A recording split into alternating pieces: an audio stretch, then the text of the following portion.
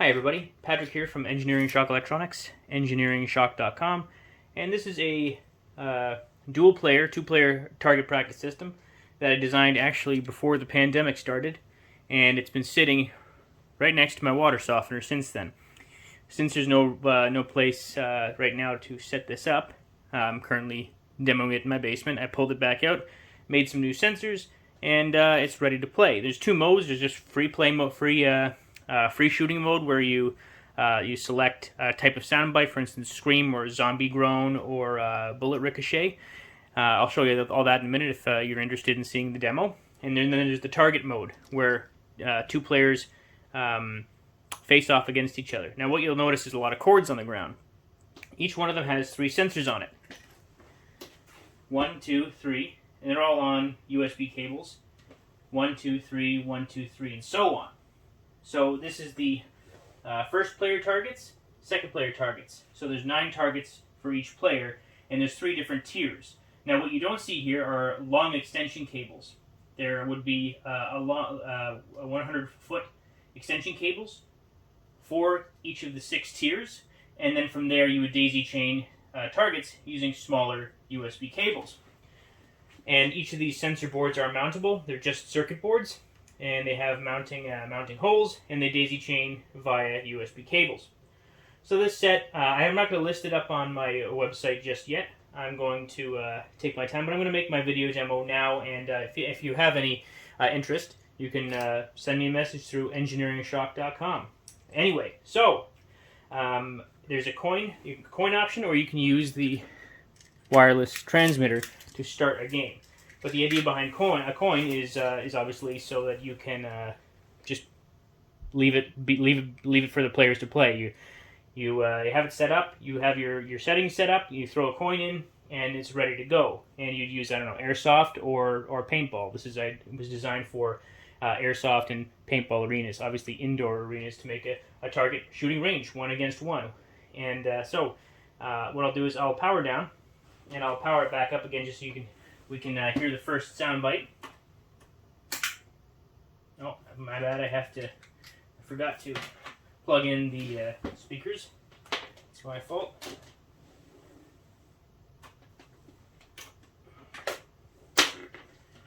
Ah, there we go. Okay, so plug the power back in. The dual player 1-on-1 VTAG target range. Select program.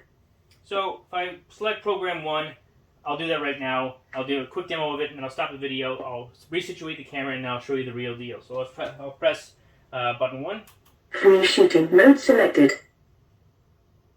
Free shooting mode selected. So at this point, there's no there's nothing to it. It's just sound effects.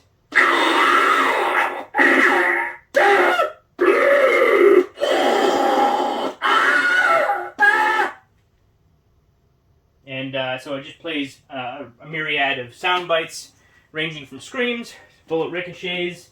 Every single sensor is active. This is just a waste your ammo thing. It's just kind of fun to shoot stuff and, you know, let the kids come in or whoever just to shoot some targets and make some funny noises. So now I'll resituate my camera, and we'll see the dual target range. Okay, so I've got my transmitter, but I'm not going to bother with it. I'm just going to use coins. Power down, power up again. The dual player 1-on-1 VTAG target range. Select program. So let's do program 2. Target practice mode selected. Enter sound selection. I'll turn down the volume a little bit. So now I can choose between 3 different types of sounds. Zombie sound bites selected. You can Enter your custom game time now. 1 is zombie, 2 is screams, and 3 is bullet ricochet. Custom game time. So now watch the middle display. So I'm going to enter in, let's just say 1 minute. So I'm going to go, it goes from right to left, 0, or, left to right, 1, 0, 0. Press either the C or D button on the key fob to start the game. So at this point I can use the key fob, or I can use a coin. For the first time, I'll use the key fob. Aim your marker at the floor. This simulation will begin in 3, 2, 1, go. So, as in the middle, I hope See, Mike, to the human eye, the displays look great. They're big displays. The camera might have trouble picking up the frame rate. It's a camera problem. It's not a. It's to the human eye, it looks wonderful. So this is tier 1 for player 1. So if I hit a target, now they have a point. So I'll hit the other 2. 3 points. If I hit someone tier 2, which are supposed to be harder to hit farther back, now we're at 9 points. So 2 plus 2 plus 2 plus 1 plus 1 plus 1 is 9. This is worth tier 3 are worth 3 points.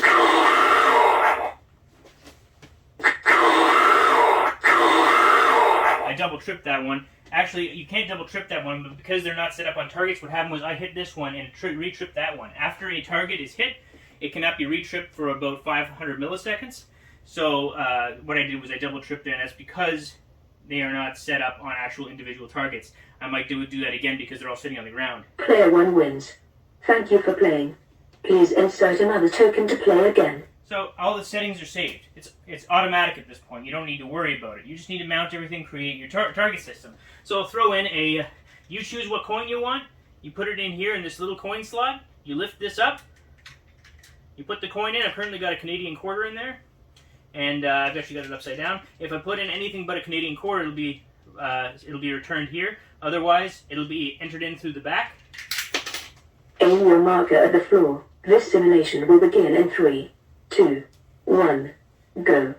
So if after a minute elapses no targets are hit, it will say nobody wins. But let's give the right player a few points. 1, 2, 3, 4, 5, 6, 7, 8, 9, and 9 plus 6 9 plus 9. If I hit all 3 here, I'll add another 9, so this should be 18. Here we go. So when you hit a sensor, only that sensor becomes essentially stunned for 500 milliseconds, half a second. So it cannot be hit constantly. You can't hit the same target. You need to go from target to target. And obviously you're going to want to hit the ones in the back. But you play it as you'd like. This would come with, when I listed, it will come with 6 100-foot cables, and then 18 USB cables for low-level or low distance. Player 2 wins. Thank you for playing. Please insert another token to play again. Short distance daisy chaining between targets. And you can add your own extensions if you want. Once you have it, you just need to make sure that your USB cables are passive, meaning they don't have any internal circuitry. They're just point-to-point connections. There are some high-speed USB cables out there that are designed for high-speed data transfer. These are just point-to-point cables. There's no active electronics in them. So right now that score will stay up. If I have another coin, which I should because I just had one, I'll throw in another token. Aim your marker at the floor. This simulation will begin in 3, 2, 1, go. So I'm just going to continue talking. This time I'm going to go through it where nobody wins. We'll just get 0 points on either side. Now, if I took my foot right now and I smashed the floor with it, I would set off a ton of sensors. But obviously, I don't want to do that. I just wanted to give you a demo of what happens when time runs out and there are 0 points on both sides. But you'd create your dual target system. I would be of support. And once you have everything set up and mounted, you just basically let it run. You power it up at the beginning of the day or beginning of the work day, and you set up your settings, and you let it run. All proper coins that are returned through the back, you just create a return slot. I design the electronics. You make it your own. I only have the mindset of making electronics. I'm not mechanically inclined. I don't want to create massive ranges. I want to create the electronics and give it to you at a discounted price. Systems like this that are installed for No winner. Tie game. Please consider playing again. Please insert another token to play again. Basically, I would a set like this with the target. Someone comes in and installs something like this for you, mounting all the targets, including all the actual targets that these circuit boards are mounted to. I don't know, $10,000 to $20,000. This will be in the $3,000 to $3.5 thousand USD range just for the electronics.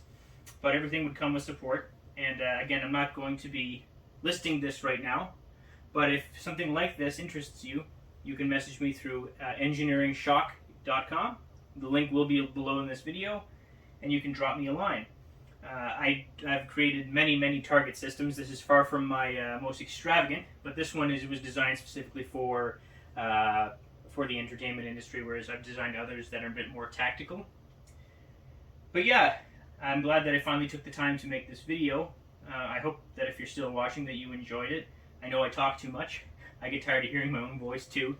But it's been a fun design. This circuit board right here actually has space for miniature displays. But what I did was I had some circuit boards that I designed a long time ago, and what I did was I spliced the circuitry from my small circuit board, the control board, and added it to these 3 panels. One acts as a clock, obviously, and the other 2 act as point displays. Thanks for watching. I hope you have a great day. If you ever want to talk targets, I'm your man. Thanks again, and have a great day, everyone.